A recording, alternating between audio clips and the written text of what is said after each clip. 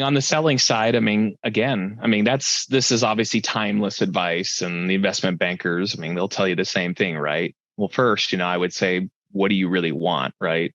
Like you said, do you really want to stick around and, you know, help a good smooth transition over the next few years? Or are you just kind of like, I'm done and walk away, right? What's that succession plan going to look like, right? And that's the first thing.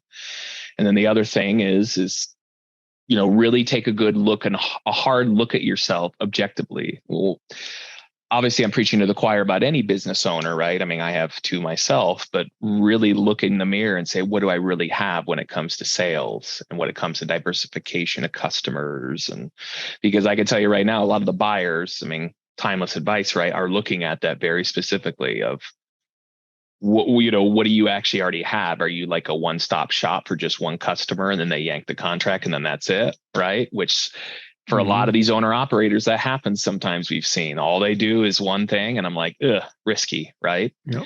And more importantly, the third thing is growth. Okay, well, be thinking about where are you really going? I mean, we've consulted on this too in the past, and not for people necessarily selling a company, but you have this IP or you have this area that you're looking at. What's next, right? Like, what are you noticing and where do you think you can really grow and see what that 5 to 10 year vision is going to be? Because for a fact, right, that the buy side is going to be asking that same exact question, right? Which then leads to the buy side. The first thing I say is, I think of the Notebook, the scene where he says, what do you want? Right. I say that very, very clearly, like, okay, what do you really want? And when we go through our engagements, usually they're a few weeks at a time. Sometimes they're a month or two. And it's a very iterative process, because when you're searching for something, it isn't like nice and clean, like a nice waterfall project. It's very dirty. You're going to get new bits of information and new things come your way daily. Right. And so as you're going through all that, really reevaluate, like, what do you really want? What really do you want in your investment? And what are you really looking for? And the second thing I would recommend too, and again, timeless advice, but these companies are these owners' babies, especially, right?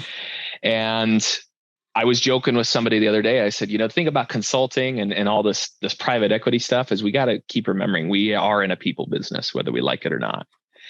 And you're dealing with humans here that have put their blood, sweat, and tears into these businesses, right?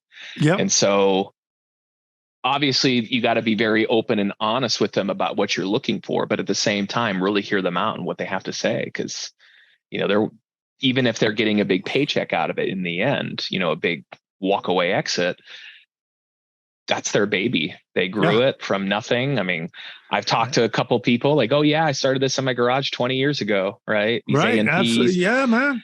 Yeah.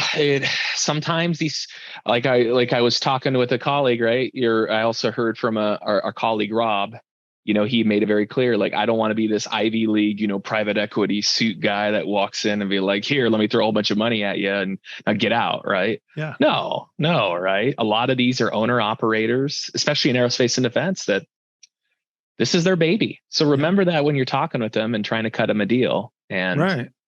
I know it's common sense, but I just helped, private, I just placed the CEO of a private equity company, and they were in the diligence process when they approached me, and placed the CEO and the CFO, and it became a very personal, you really understand, it's a very personal transaction between them.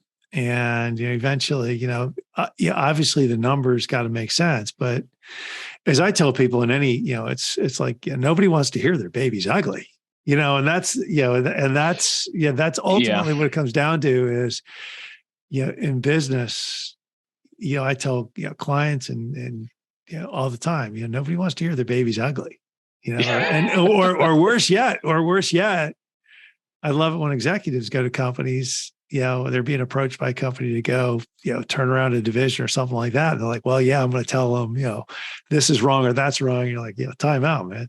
Be a little bit, be cautious. Be cautious in that approach.